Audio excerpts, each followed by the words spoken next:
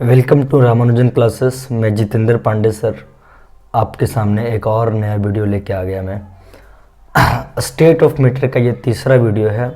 बड़ा छोटा सा टॉपिक है लेकिन बहुत इम्पोर्टेंट क्योंकि इस टॉपिक के बाद जो टॉपिक्स आने वाले हैं वो लाउज हैं। तो यहाँ तक आप ये मान के चल सकते हो कि ये इंट्रोडक्शन वीडियोज हैं, और लेकिन ये इंट्रोडक्शन आपको समझना बेहद ज़रूरी है, तभी आपको लाउज समझ में आएगा। तो स्टेट ऑफ मैटर का ही टॉपिक है और इस टॉपिक का नाम है थर्मल एनर्जी। ध्यान से देखिएगा, ये जो टॉपिक है मैं लिखता हूँ यहाँ, इसका नाम है थर्मल एनर्जी।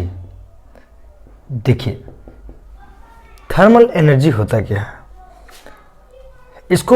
इसका इंपॉर्टेंस क्यों पड़ा, पहले इसको हम लोग समझते हैं। देखिए किसी भी मैटर का अगर हमको फिजिकल स्टेट जानना होगा तो ये दो चीज़ों पे डिपेंड करता है। किसी भी मैटर का फिजिकल स्टेट दो चीज़ों पे डिपेंड करता है। पहला उसके इंटर मोलिक्यूलर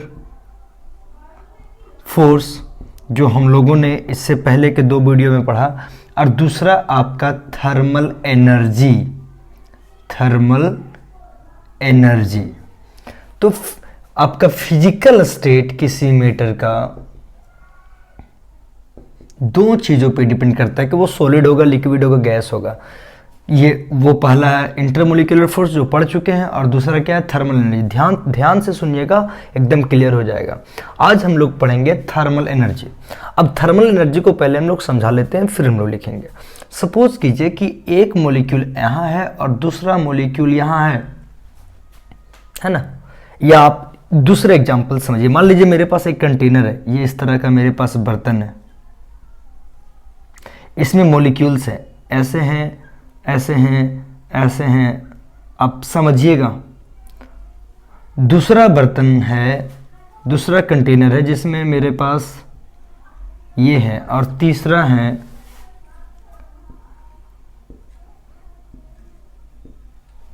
मुझे बताओ ये कंटेनर 1, कंटेनर 2, कंटेनर 3, मुझे बताइए किसके पास काइनेटिक एनर्जी ज़्यादा होगा। किन मॉलिक्यूल्स के पास, किन कंटेनर में जो मॉलिक्यूल्स रखा हुआ है, किसके पास काइनेटिक एनर्जी ज़्यादा होगा। काइनेटिक एनर्जी समझ में आ रहा है ना आपको, कौन मॉलिक्यूल्स ज़्यादा मूव करेंगे। तो जाहिर सा बात है कंटेनर 2, क्योंकि इनमें गैप ज़्यादा है, समझ रहे हो। ये सबसे कम और ये मिडिल का। तो हम लोग बाद में जानेंगे कि ये किस कैटेगरी में आएगा, इसका फिजिकल स्टेट क्या आएगा, गुड सॉलिड। ये आएगा गैस, और ये क्या आएगा, लिक्विड। तो फिजिकल स्टेट यही तीन चीजों पे डिपेंड करता है, समझ रहे हैं। तो थर्मल एनर्जी बेसिकली क्या है, थर्मल एनर्जी क्या है कि मॉलिक्यूल्स का काइनेटिक एनर्जी का measurement.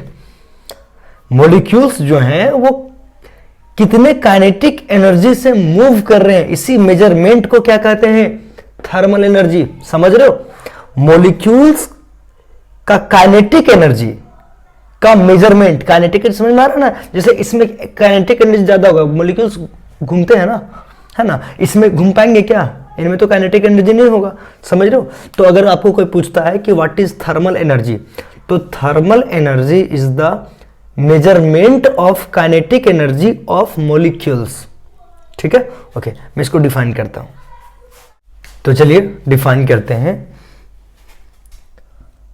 The measurement of kinetic energy of molecules is called thermal energy। तो आप मुझे ये बताइए, सॉलिड के पास ज़्यादा थर्मल एनर्जी होगा या गैस के पास। तो सबसे कम किसके पास होगा, सॉलिड के पास थर्मल एनर्जी, और किसके पास ज़्यादा होगा, तो गैस के पास सबसे ज़्यादा। तो जहां भी एक वर्ड आ जाता है थर्मल, इसका मतलब वहां एसोसिएटेड है हीट। ठीक है।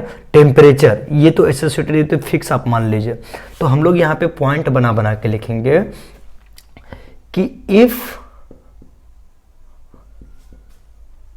टेम्परेचर इज इंक्रीजेस, समझ जाइएगा, then thermal energy also increases, है ना। उसके बाद if temperature is decreases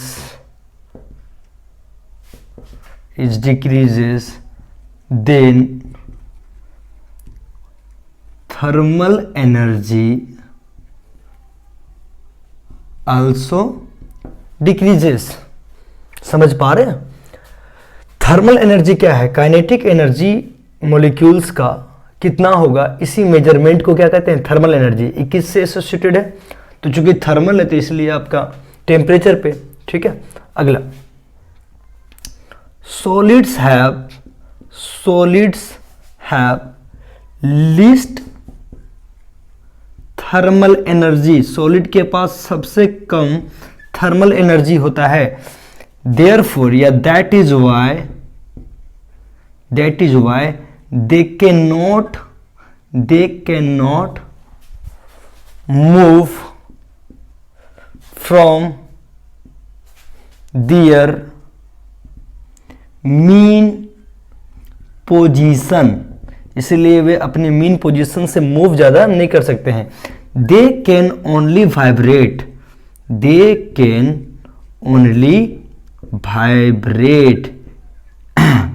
eight their position. अपने अपने पोजीशन पे वे केवल क्या करेंगे? वाइब्रेट करेंगे। बहुत अच्छे, समझ में आ रहा है बच्चों, बहुत अच्छा। Solids have most thermal energy. वही अगर हम बात करेंगे तो गैस हैव, है ना, गैस हैव, क्या बोल सकते हैं इसको? Maximum thermal energy because and that is why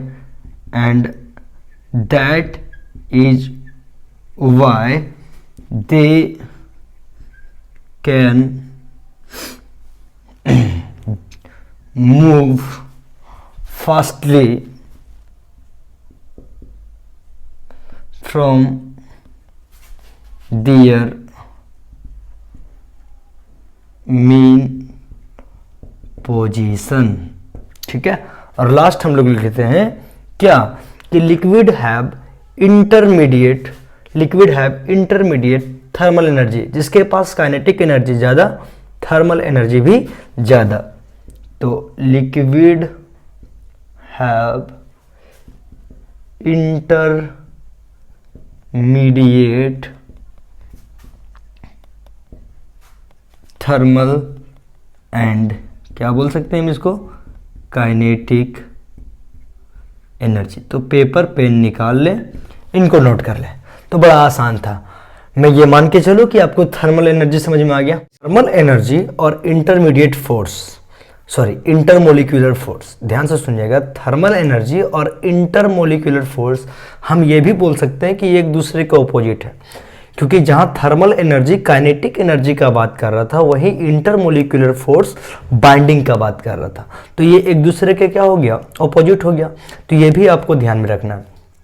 अच्छा, ये क्लासेस ऑफलाइन भी चलते हैं। एक छोटा सा शहर बरही है, वहाँ पे रामानुजन क्लासेस नाम का ऑफलाइन भी चलते हैं, तो आप वहाँ भी आके संपर्क कर सकते हैं। मेरा कॉन्टेक्ट नंबर है, जिनको मेरे से कॉन्टेक्ट करना है, मेरा कॉन्टेक्ट नंबर है 7991141119।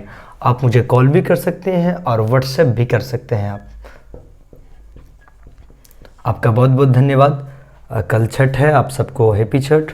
और कल गैस लॉ शुरू हो जाएगा, तो ध्यान से दीजिएगा, ध्यान से पढ़िएगा। अच्छा, उसके बाद हम लोग मैथ्स का लेक्चर लेके आने वाले हैं। उसमें सारे 11th और 12th, अभी तो NCERT चलेगा, फिर आपका साइड बुक्स भी चलेंगे। तो आपका धन्यवाद, थैंक यू। अपना भी ख्याल रखिएगा। हाँ, अपना भी ख्याल रखिएगा और मेरे इस चैनल का भी। धन्यवाद। लाइक कीजिए, शेयर कीजिए, सब्सक्राइब कीजिए।